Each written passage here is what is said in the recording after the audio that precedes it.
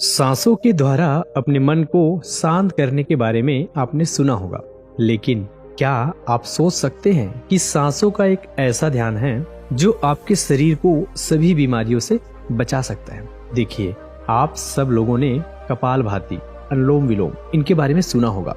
दरअसल कपालभाति, अनुलोम विलोम जैसे प्राणायाम में हम सांसों का इस्तेमाल करके अपने शरीर को शुद्ध करते हैं।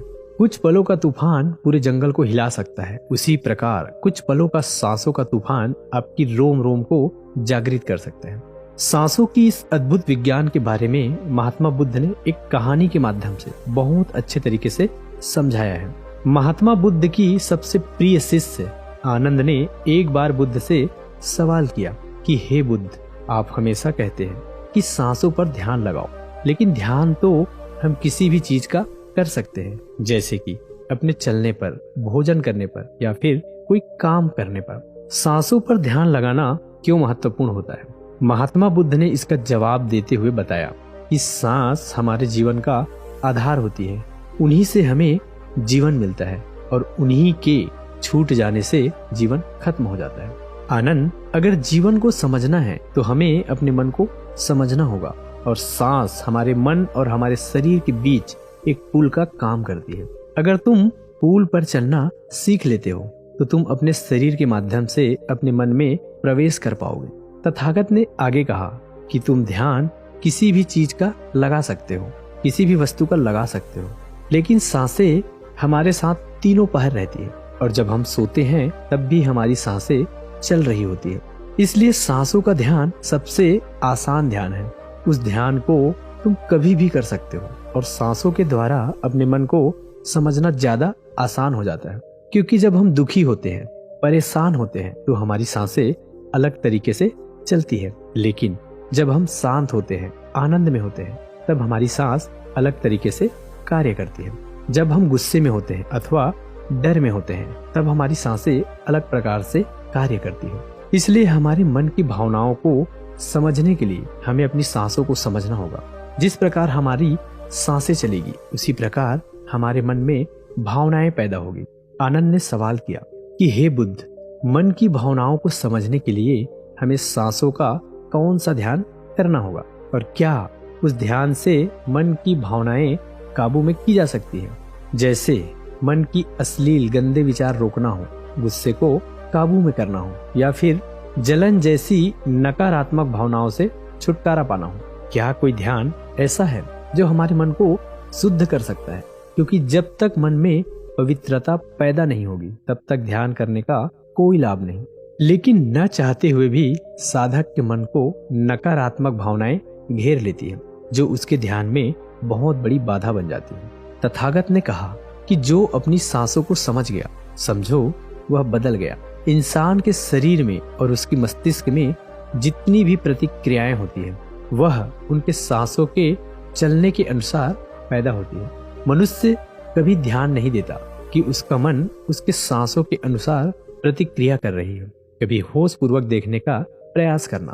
जब तुम्हारे अंदर गुस्सा, डर या फिर चिंता जैसी भावनाएं पैदा होती है, तब तुम्हारी सांस लेने की गति तेज हो जाती है, और जब तुम शांत होते हो, आनंद में होते हो, तब तुम्हारी सांसों की गति एकदम शिथिल हो जाती है। आनंद, जितनी गहरी किसी की सांस होती है, उतना ही ठहराव उसके व्यक्तित्व में पैदा हो जाता है। अक्सर तुम देखोगे कि जो लोग गहरी सांस नहीं लेते हैं, यानी कि छाती से सांस लेते हैं, सांसें उथली उथली रहती है, ऐसे लोग ज्यादा दुखी और चिंतित रहते हैं।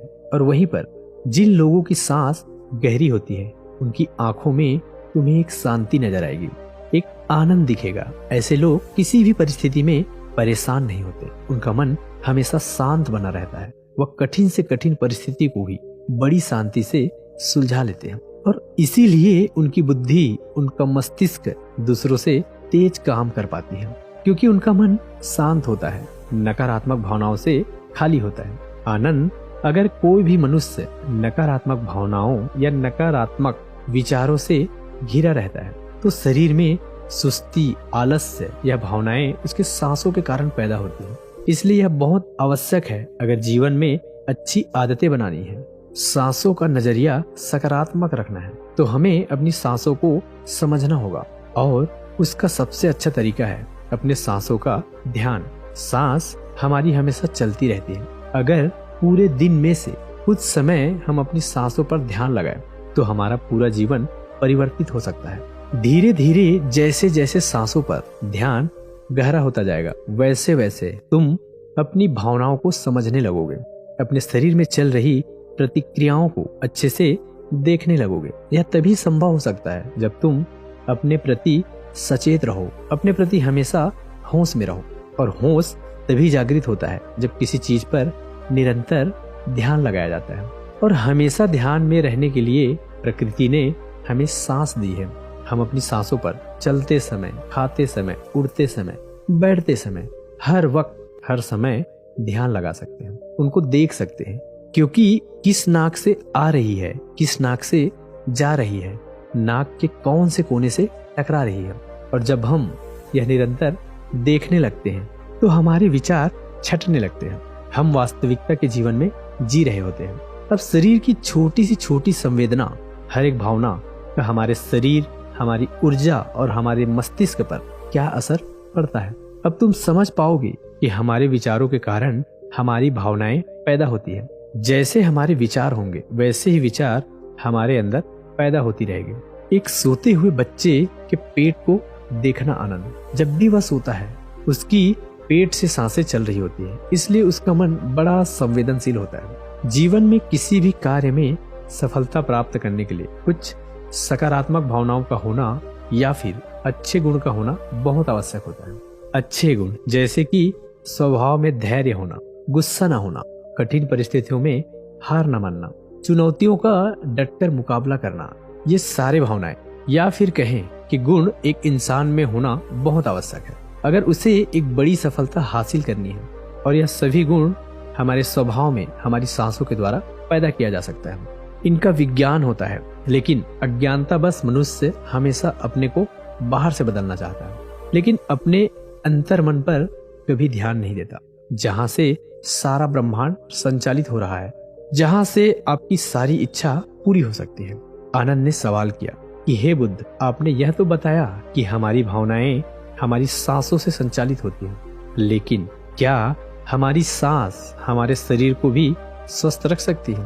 और अगर हाँ, तो उसके लिए क्या तरीका है, कौन सा तरीका है या फिर कौन सा ध्यान है? तथागत ने इसका जवाब देते हुए बताया कि हमारे शरीर के लिए सबसे ज्यादा आवश्यक रक्त का ठीक तरीके से चलना है। अगर रक्त शरीर में अच्छे तरीके से चलेगा तो हमारे शरीर में कोई बीमारी पैदा नहीं होगी, लेकिन अगर हमारा रक्त दूषित है, उसमें कुछ गंदगी है, तो वह शरीर के दूसरे अंगों को भी बीमार कर देगा। इसलिए यह सबसे ज्यादा आवश्यक है कि आपका रक्त एकदम साफ हो, और रक्त के साफ होने के लिए सबसे ज्यादा जरूरी सांस होती है। गहरी सांस हमारे रक्त को साफ रखती है। जिस प्रकार हमारे शरीर की खुराक भोजन होती है, उसी प्रकार हमारे रक्त की खुराक सांस होती है। इसलिए तुम जितनी गहरी सांस लेते हो, तुम पाते हो कि तुम्हारा मस्तिष्क उतना ही शांत, उतना ही शीतल हो जा रहा है, क्योंकि मस्तिष्क में रक्त का प्रवाह बहुत अच्छे से पहुंच रहा है। और इसलिए मस्तिष्क में दुख, संताप या उदासी जैसे लक्षण कभी पैदा नहीं होते। सुबह सुबह अपनी सांसों के साथ किया गया ध्यान या फिर प्राणायाम हमारे पूरे जीवन को स्वस्थ बना सकते हैं, सारी बीमारियों को दूर कर सकते हैं। जो लोग रोज सुबह उठकर ठीक तरह से प्राणायाम करते हैं, उनका पूरा दिन आनंद से भरा हुआ रहता है। कोई चिंता उसके दिमाग में घर नहीं कर सकती। याद रहे कि सुबह का किया हुआ ध्यान या फिर प्राणायाम सबसे ज्यादा लाभकारी होता है।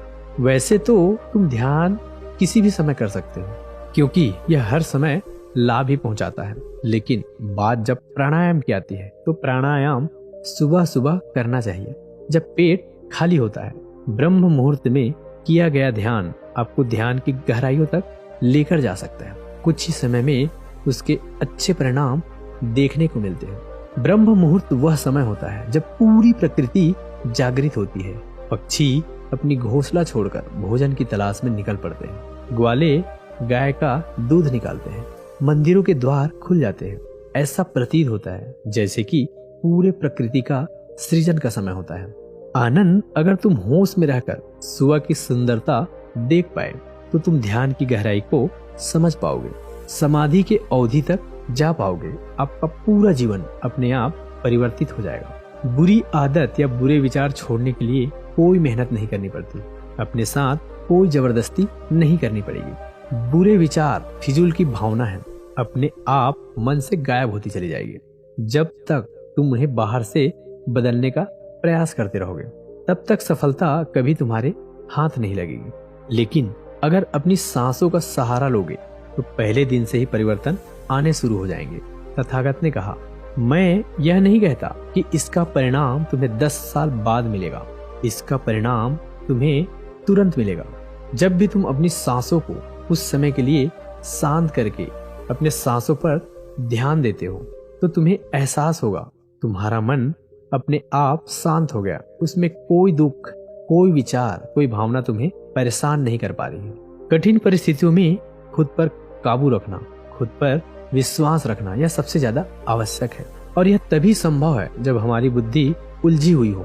हम छोटी छोटी बातों के बारे में ज्यादा सोचने की जगह तुम उसके हल के बारे में विचार करने लगोगे। अभी हो सकता है तुम्हारी ऊर्जा गलत जगह पर इस्तेमाल हो रही हो, लेकिन अगर अपनी ऊर्जा को सही दिशा देनी है, उसका सही इस्तेमाल करना है, तो तुम्हें सांसों का विज्ञान समझना ही होगा। और यह कहकर बुद्ध हमेशा की तरह अपनी गहरी योग निद्रा में चले गए।